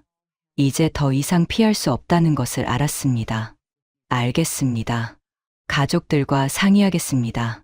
병원을 나서며 김정부는 휴대폰을 꺼냈습니다. 이번에는 정말로 아들에게 전화를 걸어야 했습니다. 하지만 그 순간, 김정부는 갑자기 극심한 어지러움을 느꼈습니다. 세상이 빙글빙글 돌았고 다리에 힘이 풀렸습니다. 안 돼. 여기서. 김정부는 간신히 병원 벤치에 앉았습니다. 식은땀이 흘러내렸고 숨쉬기가 힘들었습니다. 지나가던 간호사가 김정분의 상태를 보고 급히 달려왔습니다. 환자분, 괜찮으세요? 얼굴이 너무 안 좋으신데. 김정부는 대답하려 했지만 목소리가 나오지 않았습니다. 그리고 천천히 의식이 흐려지기 시작했습니다. 환자분. 간호사의 급한 목소리가 멀어졌고 김정부는 그대로 쓰러졌습니다. 응급실로 실려간 김정분의 상태는 위중했습니다. 의료진은 급히 응급처치를 시작했고 보호자에게 연락을 취하려 했습니다. 김정분의 가방에서 휴대폰을 찾아낸 간호사는 아들이라고 저장된 번호로 전화를 걸었습니다. 하지만 아무도 받지 않았습니다. 박성우는 회의 중이었고 휴대폰을 무음으로 해놓은 상태였습니다. 응급실에서는 김정분의 생명을 구하기 위한 치료가 계속되었습니다. 하지만 상태는 계속 악화되고 있었습니다. 한편 오말레는 김정분이 오후 출근을 하지 않자 걱정이 되어 전화를 걸었습니다. 하지만 전화는 받지 않았습니다. 불안한 마음에 오말레는 김정분의 집으로 향했습니다. 하지만 집에는 아무도 없었습니다. 언니, 대체 어디 계신 거야? 오말레는 점점 더 불안해졌습니다. 뭔가 큰일이 났다는 예감이 들었습니다. 그날 저녁, 박성우는 회의를 마치고 휴대폰을 확인했습니다. 모르는 번호에서 온 여러 통의 부재 중 전화가 있었습니다. 박성우는 다시 전화를 걸었습니다. 여보세요? 보호자분이신가요? 김정분 환자분의 아드님이신가요? 네, 그런데 무슨 일이세요? 환자분이 현재 저희 병원 중환자실에 계십니다. 빨리 오셔야 할 것 같습니다. 박성훈의 얼굴이 창백해졌습니다. 네? 엄마가? 어떻게 된 거예요? 자세한 것은 오셔서 말씀드리겠습니다. 서둘러 주세요. 전화를 끊은 박성훈은 서둘러 집을 나섰습니다. 머릿속이 하얗게 변했습니다. 엄마가 무슨 일이? 택시를 타고 병원으로 향하는 동안 박성우는 설날의 일들이 떠올랐습니다. 어머니가 그렇게 화를 내시며 나갔던 그날, 자신은 아무 말도 하지 못했습니다. 그 후로 한 번도 제대로 사과하지 못했습니다. 미안하다는 말 한마디 제대로 하지 못했습니다. 제발 괜찮으시길. 박성우는 간절히 기도했습니다. 하지만 그는 아직 몰랐습니다. 어머니의 상태가 얼마나 심각한지, 그리고 이제부터 어떤 선택을 해야 할지를 말입니다. 병원에 도착한 박성우는 급히 중환자실로 향했습니다. 간호사 데스크에서 어머니의 상태를 물었습니다. 김정분 환자분 보호자신가요? 네, 아들입니다. 엄마가 어떻게 되신 겁니까? 의사 선생님이 곧 오실 거예요. 잠시만 기다려 주세요. 박성우는 중환자실 유리창 너머로 누워있는 어머니를 바라봤습니다. 산소 마스크를 쓰고 각종 의료기기에 연결된 어머니의 모습은 너무나 초라하고 아팠습니다. 엄마. 박성훈의 눈에서 눈물이 흘러내렸습니다. 잠시 후 의사가 나왔습니다. 환자분의 아드님이신가요? 네, 의사 선생님. 엄마가 어떻게 된 겁니까? 의사는 심각한 표정으로 설명했습니다. 환자분의 신장 기능이 급격히 악화되어 의식을 잃으셨습니다. 현재 응급 투석을 하고 있지만 근본적인 해결책은 신장 이식뿐입니다. 신장 이식요? 네. 빠르면 빠를수록 좋습니다. 가족 중에 기증 가능한 분이 계신가요? 박성우는 멍하니 의사를 바라봤습니다. 어머니가 이렇게 심각한 병을 앓고 있었다는 사실을 전혀 몰랐습니다. 제가 할 수 있습니다. 검사 받겠습니다. 좋습니다. 내일 아침 일찍 오셔서 적합성 검사부터 받으세요. 의사가 떠나고 박성우는 중환자실 앞 의자에 주저앉았습니다. 머릿속이 복잡했습니다. 그때 박성훈의 휴대폰이 울렸습니다. 이서연이었습니다. 여보, 어디야? 저녁 준비했는데. 서연아, 나 지금 병원이야. 엄마가 쓰러지셨어. 네? 어머니가? 이서연의 목소리에는 놀람보다는 당혹스러움이 묻어 있었습니다. 응, 신장 이식을 받아야 한대. 내가 기증하기로 했어. 전화 너머로 잠시 침묵이 흘렀습니다. 여보, 그게 무슨 소리야? 엄마가 만성 신부전이래. 이식 안 받으면 위험하다고 해. 잠깐만. 신장 이식. 그럼 당신이 신장을 준다는 거야? 응. 엄마니까. 또다시 침묵이 흘렀습니다. 그리고 이서연이 조심스럽게 말했습니다. 여보, 그거 좀 생각해봐. 신장 이식은 위험한 수술이잖아. 서연아, 지금 무슨 소리 하는 거야? 아니, 그게 당신 건강도 생각해야지. 그리고 이서연이 말을 흐렸습니다. 박성우는 아내가 무슨 생각을 하는지 알 수 없었습니다. 나 지금 여기 있어야 해. 나중에 얘기하자. 박성우는 전화를 끊었습니다. 그날 밤, 박성우는 중환자실 앞에서 밤을 새웠습니다.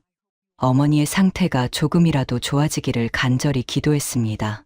새벽이 되어 김정분이 의식을 되찾았습니다. 박성우는 급히 중환자실로 들어갔습니다. 엄마, 성훈아, 왜 여기 와 있니? 김정분의 목소리는 힘이 없었습니다. 엄마, 왜 아프신 걸 말씀 안 하셨어요? 괜찮아. 괜찮을 줄 알았는데. 엄마, 제가 신장 기증하기로 했어요. 김정분의 눈이 커졌습니다. 안 돼. 내가 왜 그런 걸 해? 엄마 때문이잖아요. 설날에 제가 잘못했어요. 엄마를 지켜드리지 못했어요. 박성훈의 눈에서 눈물이 흘러내렸습니다. 성훈아, 괜찮아.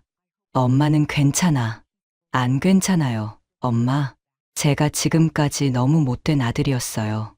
두 사람은 한참을 울었습니다. 45년의 세월이 담긴 눈물이었습니다. 며칠 전, 이서연이 고려 호텔 VIP 회의실로 향하던 그날로 시간을 되돌려 봅시다.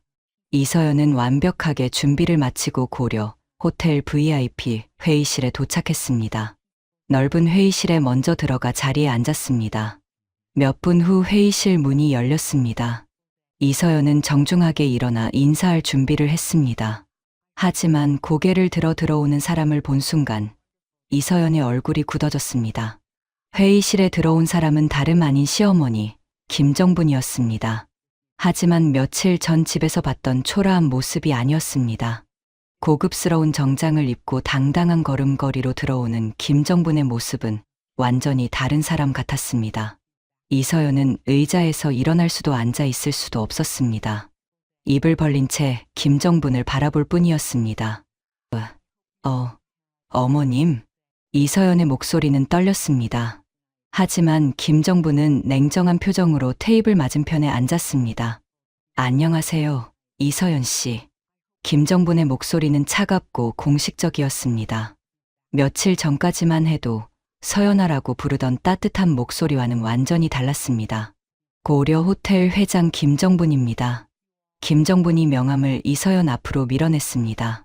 이서연은 떨리는 손으로 명함을 받았습니다. 고려 호텔 그룹 회장 김정분이라고 적혀 있었습니다. 명함을 보는 순간 이서연의 머릿속이 하얗게 변했습니다. 이게 어떻게? 이서연이 말을 더듬었습니다. 김정분은 여전히 차분한 표정이었습니다. 놀라셨나요? 당연한 반응이겠네요. 김정분의 목소리에는 감정이 전혀 없었습니다. 어머님이 고려 호텔 회장이라고요? 이서연이 믿을 수 없다는 표정으로 물었습니다. 김정분이 고개를 끄덕였습니다. 네, 맞습니다. 제가 당신이 그렇게 간절히 원하던 웨딩 계약의 최종 결정권자입니다.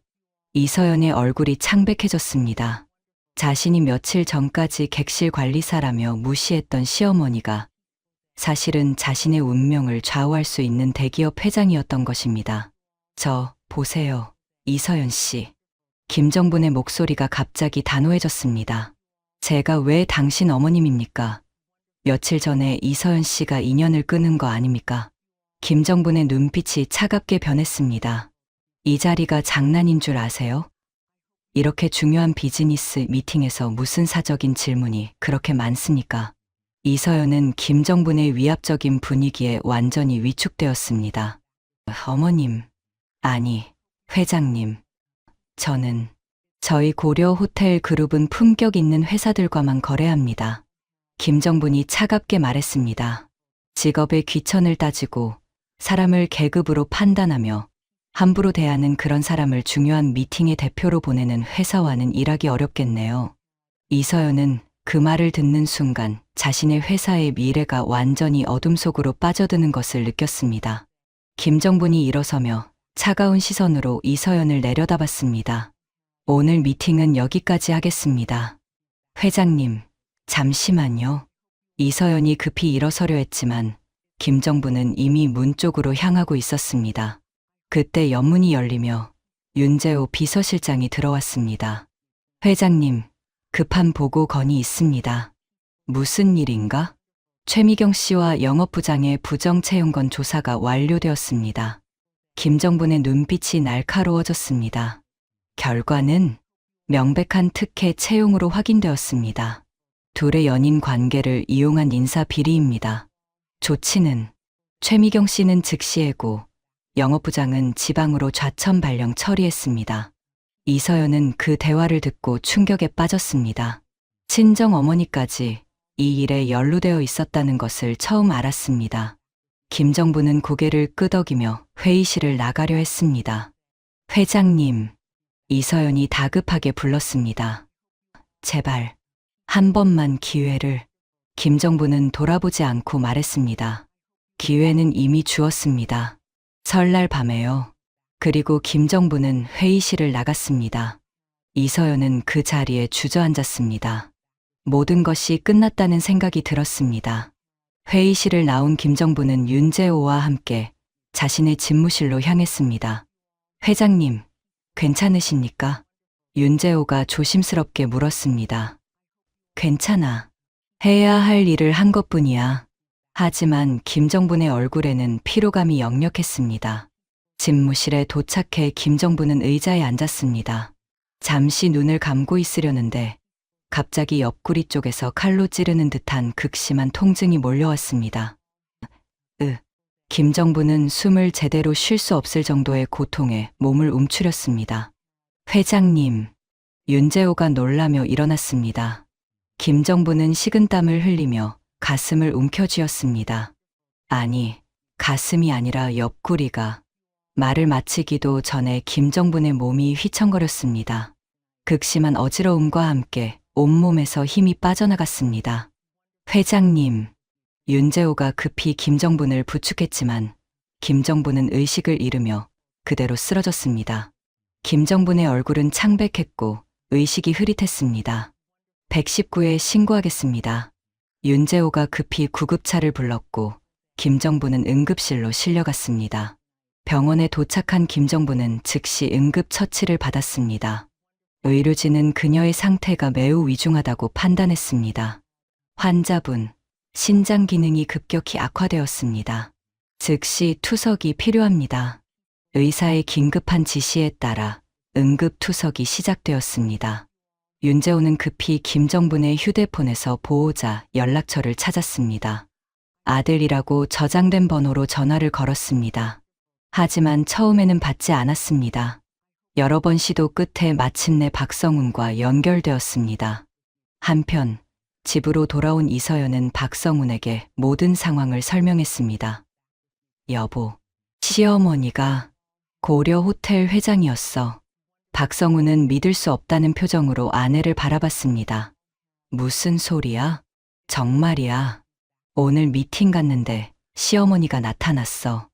회장으로. 이서연의 목소리는 떨리고 있었습니다. 박성훈은 충격에 빠졌습니다.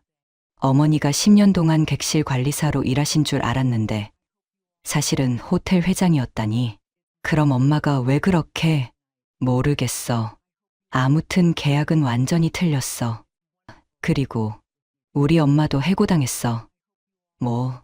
부정 채용 문제로. 두 사람은 말없이 서로를 바라봤습니다. 모든 것이 무너져 내리는 것 같았습니다. 그때 박성훈의 휴대폰이 울렸습니다. 병원에서 온 전화였습니다. 그리고 이제 박성훈은 병원 중환자실 앞에 앉아 있습니다. 어머니의 상태를 걱정하며 밤을 새우고 있습니다. 모든 진실이 드러났습니다. 하지만 가장 중요한 것은 지금 어머니의 생명이었습니다. 박성훈은 깊이 후회했습니다. 왜 진작 어머니께 잘해드리지 못했을까?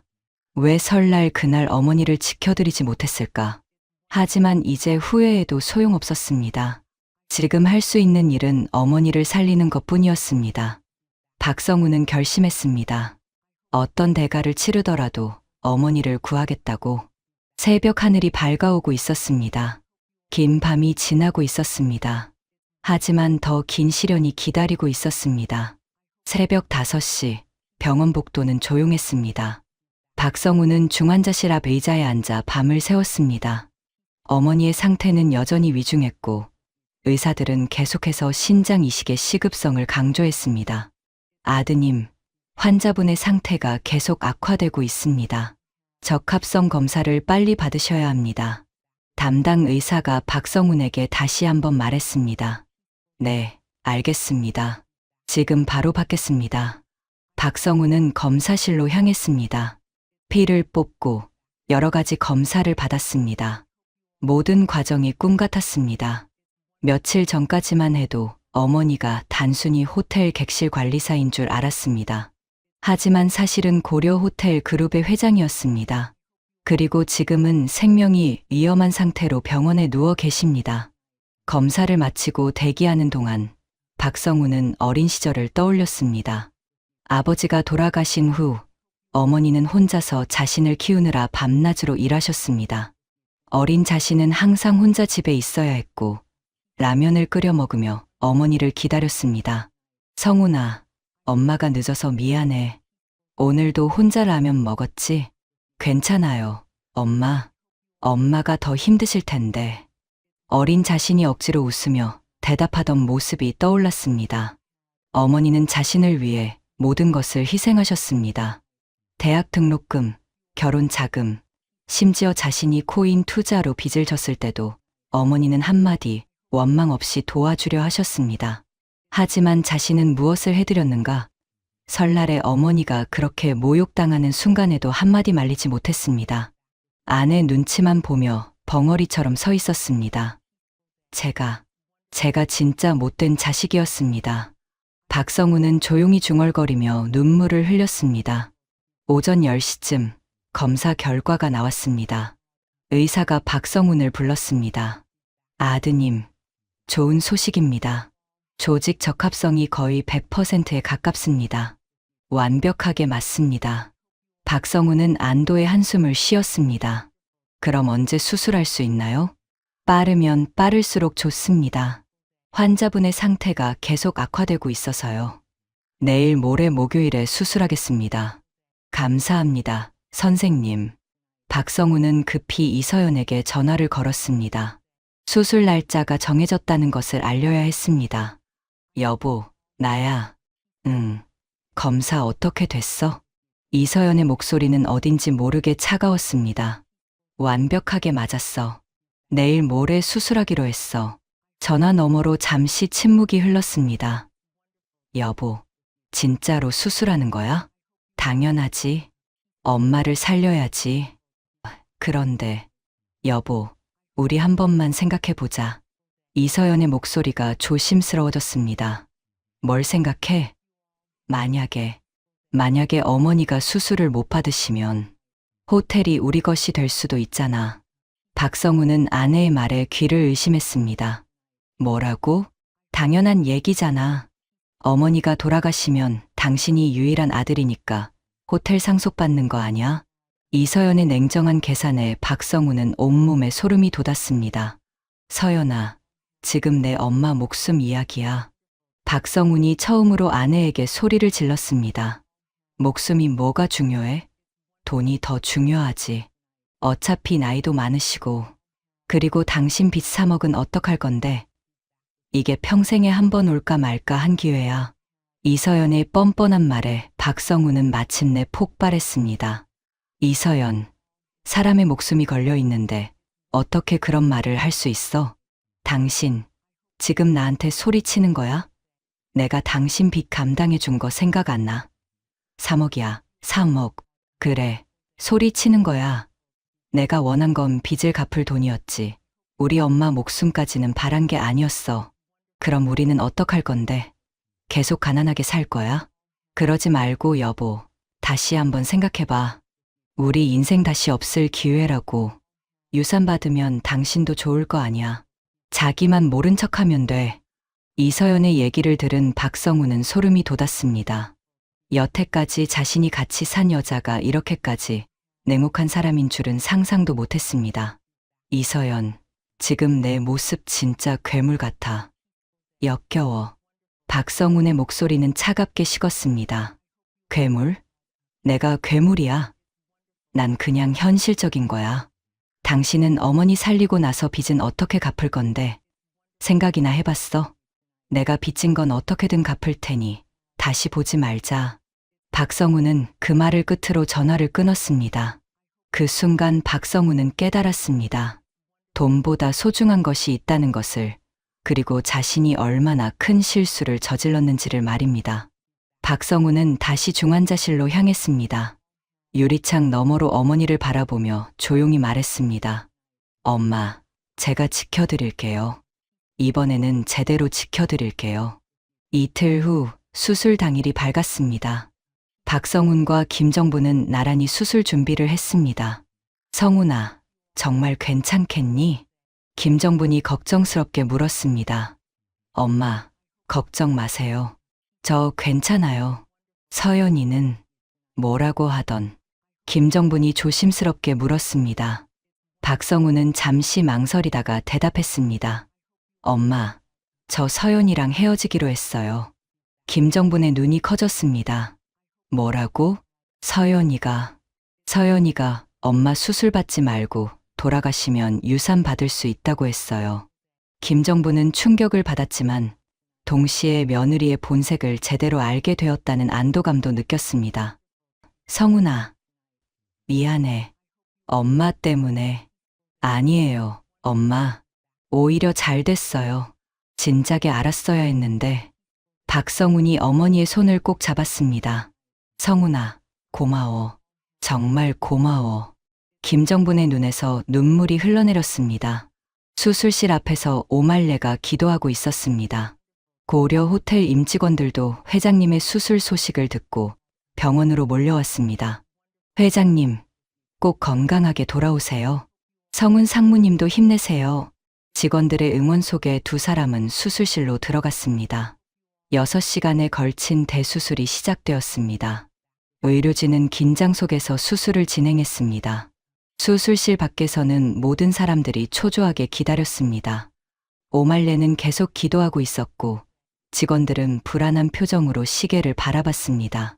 마침내 6시간이 지나고 수술실 문이 열렸습니다. 집도이가 나와 엄지손가락을 세웠습니다. 수술 성공입니다. 그 순간 대기실에 있던 모든 사람들이 환호했습니다. 회장님, 상무님, 정말 다행이다. 오말레는 주저앉아 눈물을 흘렸습니다. 언니, 정말 다행이에요. 한 달 후, 김정분과 박성우는 모두 회복되어 퇴원했습니다. 박성우는 어머니 곁에서 회복 과정을 함께 했습니다. 엄마, 이제 정말 괜찮으세요? 응. 성훈이 덕분에 살았어. 엄마, 앞으로 제대로 효도할게요. 지금까지 못된 아들이어서 죄송해요. 성훈아, 이제 됐어. 내가 깨달았으니까 그걸로 충분해. 김정부는 아들의 손을 꼭 잡았습니다. 그런데 성훈아, 앞으로 어떻게 할 거니? 엄마, 저 호텔 일 배우고 싶어요. 밑바닥부터 제대로 배우고 싶어요. 박성훈의 진심 어린 대답에 김정부는 미소를 지었습니다. 좋아. 그럼 청소부터 시작해라. 엄마가 했던 것처럼. 네, 엄마. 감사합니다. 한편 이서연의 상황은 급격히 악화되고 있었습니다. 고려 호텔과의 계약이 완전히 파기된 후 회사에서는 그녀를 지방 지점으로 좌천시켰습니다. 이 팀장, 이번 계약 실패 책임이 크니까 부산 지점으로 발령입니다. 상사의 차가운 통보에 이서연은 절망했습니다. 사표를 내겠습니다. 이서연은 결국 회사를 그만두기로 했습니다. 하지만 퇴직금으로는 그동안 쌓인 신용카드 빚과 대출금을 갚기에 턱없이 부족했습니다. 몇 달이 지나면서 이서연의 경제적 상황은 파탄 상태가 되었습니다. 강남의 아파트를 팔아야 했고 결국 작은 원룸으로 이사를 갔습니다. 그때 두 사람은 몰랐습니다. 이 선택이 얼마나 큰 차이를 만들어낼지, 그리고 진실한 사랑과 욕심의 차이가 무엇인지를 말입니다. 몇 달 후, 이서연은 작은 모텔에서 객실 청소 일을 하게 되었습니다. 시급 9,860원, 하루 8시간 일해도 겨우 7만 원 남짓한 수입이었습니다. 첫 출근 날, 이서연은 청소 도구를 들고 더러운 객실 앞에 섰습니다. 이 방부터 시작하세요. 손님이 많이 어질러놨어요. 관리자의 무심한 말에 이서연은 문을 열었습니다. 담배 냄새와 술 냄새가 진동하는 방. 바닥에는 쓰레기가 널려 있었습니다. 구역질이 올라왔지만 참아야 했습니다. 이것이 이제 자신의 일이었으니까요. 변기를 청소하며 이서연은 눈물을 흘렸습니다. 시어머니는 72세의 나이에도 이런 일을 하셨구나. 그제서야 김정분이 얼마나 대단한 분이었는지, 자신이 얼마나 오만했는지 깨달았습니다. 아줌마, 여기 수건 더 가져다 줘요. 투숙객에게 반말을 듣고도 네, 바로 가져다 드리겠습니다 라고 대답해야 했습니다. 한 달이 지나고 두 달이 지났습니다. 이서연의 손은 세제로 인해 거칠어졌고 허리는 항상 아팠습니다. 어느 날 TV에서 뉴스가 나왔습니다. 고려 호텔 그룹 김정분 회장이 설립한 정직한 일꾼 재단이 어려운 근로자들을 위한 장학금 지원을 시작했습니다. 화면 속 김정분은 품격 있는 정장을 입고 기자회견장에서 말하고 있었습니다. 모든 일하는 사람은 존중받을 가치가 있습니다. 직업에 귀천은 없습니다. 정직하게 일하는 사람이 가장 아름다운 사람입니다. 이서연은 모텔 휴게실에서 그 모습을 멍하니 바라봤습니다. 저분이 누구세요? 옆에 있던 동료가 물었습니다. 시어머니였어요. 네? 저 유명한 회장님이 시어머니라고요? 그럼 왜 여기서? 제가 바보였어요. 정말 큰 실수를 했어요. 이서연의 눈에서 뜨거운 눈물이 흘러내렸습니다. 그제서야 시어머니가 했던 일의 소중함을 깨달았지만 이미 늦었습니다. 한편 박성우는 고려 호텔에서 정말로 청소부터 시작했습니다. 객실 청소, 화장실 청소, 복도 닦기까지 어머니가 했던 모든 일을 직접 체험했습니다. 상무님인데 이런 일까지 하세요? 직원들이 신기해했지만 박성우는 묵묵히 일했습니다. 제가 이 일들을 모르면 어떻게 직원분들을 이해할 수 있겠어요? 박성훈의 진정성 있는 모습에 직원들도 감동했습니다. 1년이 지나면서 박성훈은 주방, 웨딩홀, 연회장 등 호텔의 모든 부서를 경험했습니다. 그리고 2년 차에는 프런트와 예약 업무를, 3년 차에는 영업과 마케팅을, 4년 차에는 인사와 총무를 담당했습니다. 5년 후 박성훈은 고려 호텔 부사장으로 승진했습니다. 하지만 여전히 현장을 돌아다니며 직원들과 소통하는 경영자가 되었습니다. 성훈 부사장님, 정말 대단하세요. 직원들이 모두 존경하고 있어요. 직원들의 진심 어린 말에 박성훈은 겸손하게 대답했습니다. 저는 아직 배울 게 많습니다. 여러분이 진짜 전문가세요. 김정분도 여전히 가끔 객실을 점검하며 초심을 잃지 않았습니다. 사람들은 그런 그녀를 보며 진정한 리더가 무엇인지 깨달았습니다. 어느 따뜻한 봄날, 김정분과 박성우는 함께 고려 호텔 정원을 산책했습니다. 엄마, 정말 행복해요. 이렇게 엄마와 함께 일할 수 있어서. 나도 그래, 성훈아. 이제야 진짜 가족 같은 느낌이야. 두 사람은 서로를 바라보며 따뜻한 미소를 지었습니다. 며칠 후, 김정부는 중요한 결정을 내렸습니다. 호텔 수익의 30%를 사회에 환원하는 정직한 일꾼 재단을 확대하기로 한 것입니다. 모든 일하는 사람들이 존중받는 세상을 만들고 싶어. 김정분의 뜻에 박성훈도 적극 동참했습니다. 엄마, 정말 좋은 일이에요. 저도 함께 하겠습니다. 재단 확대 기자회견에서 김정부는 많은 사람들 앞에서 말했습니다. 일하는 모든 사람은 존중받을 가치가 있습니다. 직업에 귀천은 없습니다. 정직하게 일하는 사람이 가장 아름다운 사람입니다. 이 재단은 그런 분들을 돕기 위해 만들어졌습니다. 박성훈도 옆에서 덧붙였습니다. 저는 어머니께 신장을 기증하면서 진정한 가족의 의미를 배웠습니다. 그리고 밑바닥부터 일하면서 모든 직원분들의 소중함을 깨달았습니다. 고려 호텔은 앞으로도 일하는 사람들을 가장 먼저 생각하는 기업이 되겠습니다. 기자들과 관계자들이 박수를 보냈습니다. 한편 이서연은 여전히 모텔에서 일하고 있었습니다. 어느 날 그녀는 오래된 지인을 우연히 만났습니다. 서연아, 너 여기서 뭐해? 옛 동료였습니다. 일하고 있어. 무슨 일? 설마 청소? 응. 이서연은 고개를 숙였습니다. 아, 그래. 나 고려 호텔 소식 들었어. 시어머니가 회장이었다며? 그래서 어떻게 됐어? 이혼했어. 진짜. 왜? 이서연은 대답하지 않았습니다. 자신의 욕심과 오만함을 어떻게 설명할 수 있겠습니까? 서연아, 힘내. 나도 연락할게. 동료는 어색하게 인사하고 떠났습니다. 하지만 연락은 오지 않았습니다. 그날 밤, 이서연은 작은 원룸에서 혼자 울었습니다. 내가 정말 바보였구나. 다이아몬드를 쓰레기인 줄 알고 버렸어. 하지만 이미 늦었습니다. 시간은 되돌릴 수 없었고 기회는 다시 오지 않았습니다. 그로부터 몇 년 후 고려 호텔은 업계 1위 기업으로 성장했습니다. 하지만 더 중요한 것은 직원을 가장 먼저 생각하는 기업으로 유명해졌다는 점이었습니다. 김정분과 박성우는 여전히 함께 일하며 서로를 지탱해 주었습니다. 그들의 이야기는 많은 사람들에게 감동을 주었고 가족의 진정한 의미에 대해 생각하게 만들었습니다. 어느 날 저녁, 김정부는 하늘을 바라보며 생각했습니다. 여보, 우리 성훈이가 드디어 사람이 되었어요. 이제 마음 놓을 수 있을 것 같아요. 하지만 아직 할 때가 아니었습니다.